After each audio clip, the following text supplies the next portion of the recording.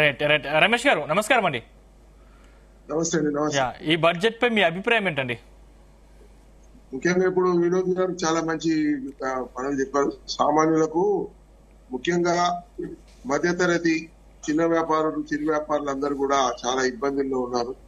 పేదవాళ్ళు పూర్తి స్థాయిలో ఇంకా క్షీణించిపోయే పరిస్థితి ఉన్నారు. ద్రవ్యోల్బణము పెరిగే పరిస్థితి ఉంది.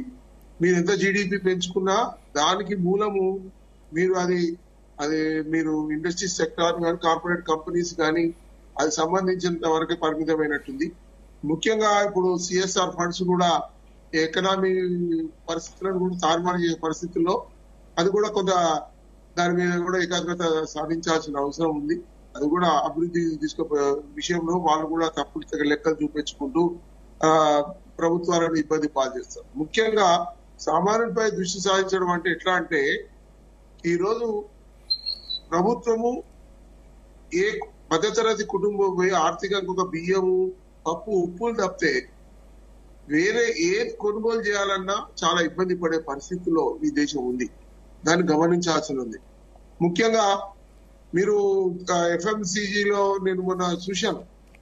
దానిలో పూర్తి స్థాయిలో మధ్యతరగతి కుటుంబానికి కొనుగోలు చేసే స్తోమత గాని ఆర్థిక పరిస్థితులు గాని లేవనేది మాత్రం ఘంటాపదంగా చెప్పాం. దేశ అభివృద్ధి నేనేమంటున్నా అంతకుముందు పివి గారు గాని మన్మోహన్ సింగ్ గారు తీసుకున్న ఆర్థిక విధానాల వల్ల ఈ రోజు ఈ స్థాయికి వచ్చిందనడానికి పూర్తి స్థాయిలో అద్దం పట్టినట్టు కనబడుతుంది. ఆనాడు వేసిన పునాదే ఈనాడు మనకు ఫలితాలు లభిస్తా ఉంది. దాన్ని కేవలం కార్పొరేట్ కంపెనీస్ కు పరిమితం కాకుండా సామాన్యుల మీద దృష్టి సాధిస్తుంది. ఈ రోజు చూడండి, విద్యా విధానంలో కూడా మనం ఆర్థికంగా ఎదగాల్సిన అవసరం ఉంది. అదే విధంగా ఈ రోజు ఉద్యోగ విషయాల్లో కూడా చాలా కేంద్రీకరించాల్సిన అవసరం ఉంది. ప్రభుత్వం పన్నుల విషయంలో కూడా మధ్యతరగతి కుటుంబాల మీద చాలా ఎగ్జంప్షన్ చేయాల్సిన అవసరం ఉన్నది. వాళ్ళు ఈ రోజు ఒక ఇంటిని నడపాలంటే ఎన్నో ఇబ్బందులు ఈ రోజు దానికి సమతుల్యంగా లేదు. ఇప్పుడు ₹1,00,000 సంపాదించిన కొనుగోలు మీరు చేసే విషయానికి వచ్చే వరకు నలుగురు ఉన్న కుటుంబం కూడా నడిచే పరిస్థితి లేదు. ఆ పరిస్థితిని అధిక ధరలను కూడా మనం కంట్రోల్ చేసిన అవసరం ఉన్నది. మధ్యతరగతి కుటుంబాలు కూడా పర్చేసింగ్ చేసుకునే పరిస్థితులు లేదు. ఎటువంటి కూడా ఆర్థికమైన ఇబ్బందుల వల్ల చాలా సతమతం అవుతుంది. దాన్ని దృష్టి సాధించాలని చెప్పేసి ఈ రోజు నేను చూశాను పేపర్ లో వాళ్ళు సర్వే చేస్తున్నారు అది ఇది అని చెప్పేసి ఆ ధరలను దించాలనే విధానం. నేనేమంటున్నా హైయెస్ట్ ట్యాక్స్ ఈరోజు తెలంగాణ ద్వారానే వసూలు ఉన్నాయనేది కూడా చూశాం. ఈ రోజు నేను అనేది ఏంటంటే పూర్తి స్థాయిలో స్వాతంత్రం వచ్చి ఇన్నేళ్ళైనా కూడా మనం ఒక రకమైన ఇబ్బంది లేకుండా మళ్ళీ దానికి తోడు పనులే కాకుండా పెట్రోల్ డీజిల్ ధరలు కూడా గ్యాస్ ధరలు కూడా ఇంటికి పనికొచ్చే ప్రతి దాని మీద కూడా పూర్తి స్థాయిలో ప్రతి ఒక్కరి దగ్గర కూడా కోట్ల సామాన్యులు గుంజుతున్నారు తప్పితే పెద్దవాళ్ళ కార్పొరేటర్ వాళ్ళ దాని మీద ఇబ్బంది ఏం లేదు. ఈ రోజు పెట్రోల్ ఎవ్రీ డే రిక్వైర్మెంట్ ఉంటుంది. ఎవ్రీ డే గ్యాస్ ఇంటింటికి రిక్వైర్మెంట్ ఉంటుంది. వాటిని ఎలా తగ్గించాలని దాని మీద కూడా దృష్టి సాధించాలి.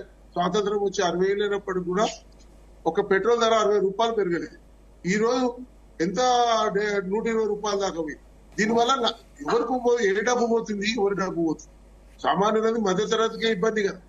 ఇటువంటి పరిస్థితుల మీద దేశం చాలా క్లిష్ట పరిస్థితుల్లో మనము ఈ రోజు సతమతం అవుతున్నది. మధ్యతరగతి కుటుంబం, చిన్న కుటుంబం ఉన్నవాడు ఉన్నవాడు మా విమల్ గారు బాగానే చెప్తారు. అట్లీస్ట్ సిఎస్ఆర్ ఫండ్స్ కూడా ప్రజలకు అందుతలేదు. గ్రామాలకు అభివృద్ధి జరిగే పరిస్థితులు లేదు. ఆ ఫండ్స్ కూడా మిస్యూజ్ చేయకుండా మంచి యూటిలైజ్ చేసే పరిస్థితులు తీసుకురావాలి.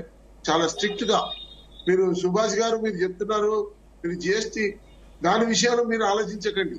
ఇప్పుడు జరుగుతున్న ఈ ఎఫ్ఎంసీజీ దాని గురించి మీరు చాలా ఎక్స్పర్ట్స్ కాబట్టి మీరు మాట్లాడాల్సిన మాకు కొంత తక్కువనే ఉంటుంది దాని డీటెయిల్ గా.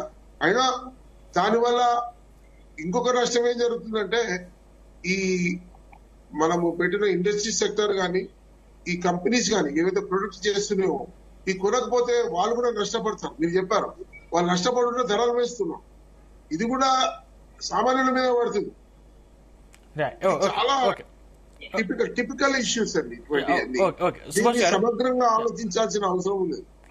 ఏ రాష్ట్రమైన ప్రభుత్వాలైనా ఎకనామిస్టులు వీటి మీద స్పందించాల్సిన అవసరం, అందరూ కూడా ఒక మంచి ఇష్యూను ప్రజల ముందు ప్రభుత్వం ముందు ఉంచాల్సిన అవసరం ఉన్నది. ఇంకోటి ఏంటంటే ఇప్పుడు ఆసుపత్రికి పోదామంటే ఆ హై రేట్స్ అయితే హైలీ ఇంపాసిబుల్.